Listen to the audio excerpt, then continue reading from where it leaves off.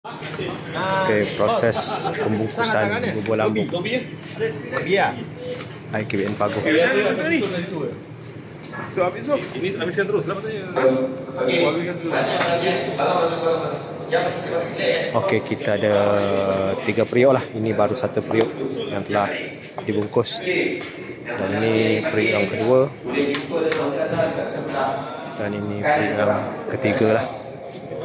Dan ini ada 3 periuk. Untuk tahun 2025 kita ada 3 periuk yang telah dibungkus lah.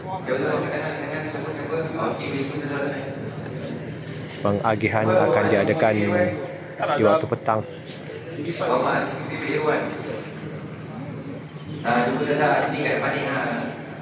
Jumpa saja. Okey, Muhammad Fatul Aiman bin Abzai Nizam. Okey.